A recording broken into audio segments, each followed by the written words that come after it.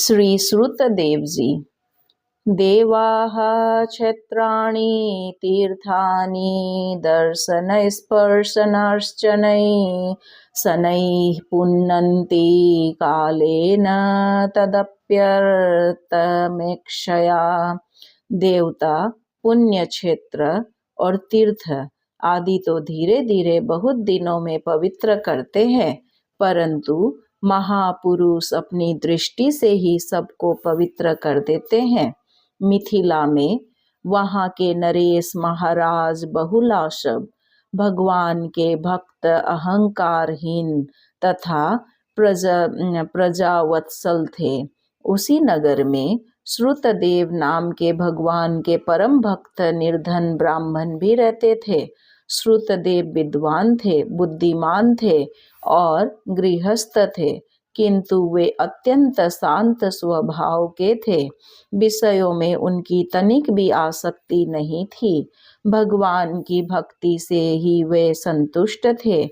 बिना मांगे जो कुछ मिल जाता उसी से वे जीवन निर्वाह करते थे। एक दिन का घर का काम चल जाए, इससे अधिक वस्तु बिना मांगे मिलने पर भी वे लेते नहीं थे। वे कल के लिए संग्रह नहीं करते थे। संध्या, तर्पण, देवाराधन आदि शास्त्र सम्मत अपना कर्तव्य विधि पूर्वक करते थे और भगवान की पूजा तथा ध्यान में लगे रहते थे। महाराज बहुलाशव भी सदा भगवान के स्मरण पूजन में ही लगे रहते थे। भगवान को प्रसन्न करने के लिए महाराज यज्ञ, दान एवं गौ, ब्राह्मण तथा अतिथि का पूजन आदि बड़ी श्रद्धा से करते थे। जब श्री सत्यभामा जी के पिता सत्राजित को सतधन्वा ने रात में छिपकर भवन में प्रवेश करके मार दिया, उस समय श्री राम कृष्ण द्वारका में नहीं थे। समाचार पाके वे हस्तिनापुर से आए। सतधन्वा भय के मारे घोड़े पर बैठकर भागा। बलराम जी के साथ श्री कृष्ण चंद्र ने उसका रथ में बैठकर पीछा किया। मिथिला नगर के बाहरी उपवन में पहुंचकर सतधन्वा मारा गया। उस समय श्री कृष्णचंद्र तो द्वारका लौट गए, किंतु बलराम जी मिथिला में महाराज बहुलाशव के समीप चले आए। महाराज की भक्ति, सेवा तथा प्रेम से प्रसन्न होकर द्वारका से बार बार संदेश आते रहने पर भी श्री बलराम जी मिथिला में लगभग 3 वर्ष रह गए। फिर मिथिला नरेश को संतुष्ट करके वे द्वारका गए। जब से महाराज बहुलाशव और विप्र श्रुतदेव ने सुना कि भगवान श्री कृष्ण मिथिला के बाहरी उद्यान तक आकर लौट गए, तब से उनका हृदय व्याकुल रहने लगा। दोनों को ही लगा कि अवश्य हमारी भक्ति में, हमारे प्रेम में ही कमी है। भगवान तो दया सागर है, वे तो अकारण दया करते हैं। अवश्य हम में कोई बड़ी त्रुटि है, जिससे इतने समीप आकर भी भगवान हमें दर्शन नहीं दिए। दोनों और भी प्रेम से भगवान की पूजा तथा उसे अपने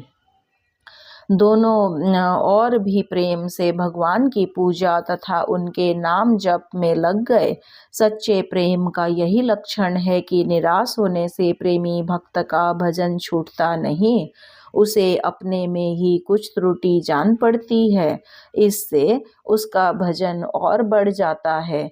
ब्राह्मण श्रुतदेव तथा राजा बहुलाशव पर कृपा करके उन्हें दर्शन देने के लिए द्वारकानाथ रथ पर बैठकर मिथिला पधारे। भगवान के साथ देवर्षि नारद, वामदेव, अत्रि, व्यास जी, परशुराम जी, असित, अरुणि, शुकदेव जी, बृहस्पति, कण्व, मैत्रेय, च्यवन आदि ऋषि मुनि भी द्वारका से मिथिला आए। भगवान के आने का समाचार पाकर सभी नगरवासी नाना प्रकार के उपहार लेकर नगर से बाहर आए और उन्होंने भूमि पर लेटकर भगवान को प्रणाम किया। राजा बहुलाशव तथा ब्राह्मण श्रुतदेव दोनों को ऐसा लगा कि भगवान मुझ पर कृपा करने पधारे हैं। अतएव दोनों ने एक साथ भगवान को प्रणाम किया और फिर एक साथ हाथ जोड़कर अपने अपने घर पधारने की प्रार्थना की। सर्वज्ञ भगवान ने दोनों का भाव समझकर ऋषि मुनियों सहित 2 रूप धारण कर लिए। श्रुतदेव और बहुलाशब दोनों के साथ वे उनके घर गए। प्रत्येक ने यही समझा कि भगवान मेरे ही घर पधारे हैं।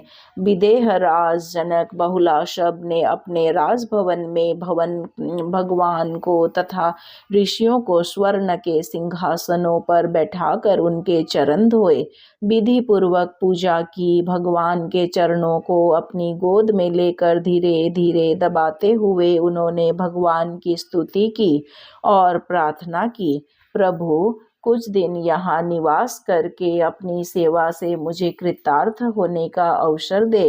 भगवान ने उनकी प्रार्थना स्वीकार कर ली।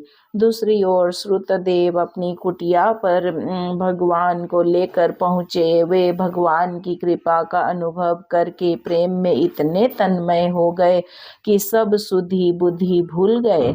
अपना दुपट्टा फहराते उड़ाते हुए भगवान के मंगलमय नामों का कीर्तन करके नाचने लगे।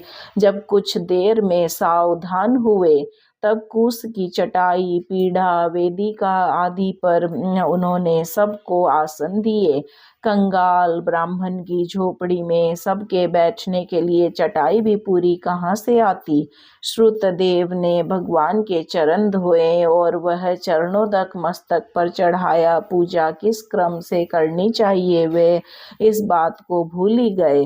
भगवान को कंदमूल तथा फल और खस पड़ा हुआ शीतल जल उन्होंने निवेदित किया। तुलसी के नीचे की सुगंधित मिट्टी ही उनके लिए चंदन था। दुर्वा दल, कुश, तुलसी दल और कमल के फूल, बस इतनी ही सामग्री थी उनके पास पूजा करने की। इन्हीं से उन्होंने भगवान की पूजा की। श्रुतदेव भक्ति के आवेश में आत्मविस्मृत हो गए थे। भगवान चुपचाप भक्त के इस भाव को देखकर प्रसन्न हो रहे थे। श्री श्रुतदेव जी के संबंध में श्री प्रियादास जी ने जो कवित्त लिखा है वह इस प्रकार है। जिन्हीं के हरि नीत उर बसई, तिन्हीं के पद रेणु चैन दैन आभरण की जयई। योगेश्वर आदि रस स्वाद में प्रवीण, महाविप्र श्रुति देवता की बात कही दीजिए।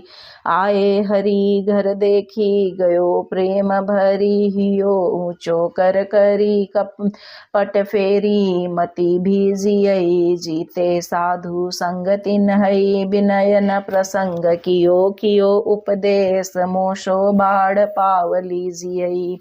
जिन भक्तों के हृदय में सदा श्री हरि वास करते हैं उनके चरणों की धूलि अखंड आनंद देने वाली है। उसी को भूषण मानकर मस्तक पर धारण कीजिए। 9 योगीश्वर आदि सभी भक्त प्रेम रस के आस्वादन में परम चतुर है। उनमें से श्री श्रुतदेव ब्राह्मण की बात कहता है।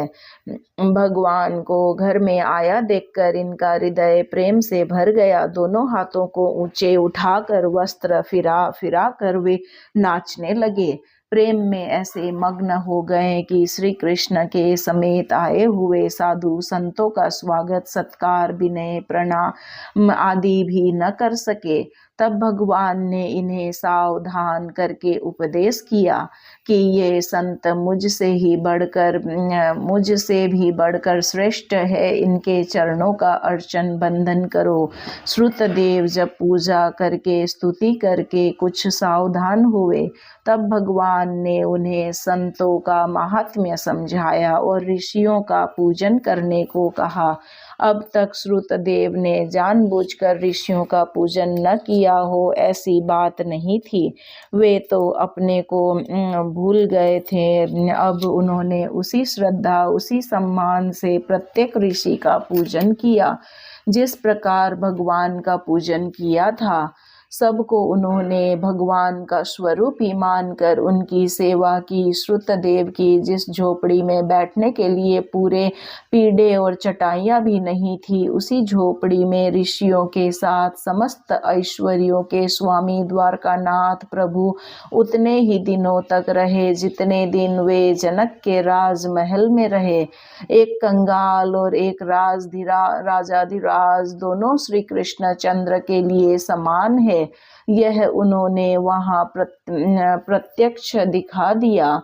कुछ दिन वहां रहकर राजा बहुलाशव तथा ब्राह्मण श्रुतदेव से विदा लेकर वे द्वारका लौट आए। बहुलाशव तथा श्रुतदेव उन आनंद कंद मुकुंद का चिंतन करते हुए अंत में उनके धाम को प्राप्त हुए। श्रीमन्नारायण नारायण नारायण, भजमन हरि नारायण नारायण नारायण, बोलो हरि नारायण नारायण नारायण।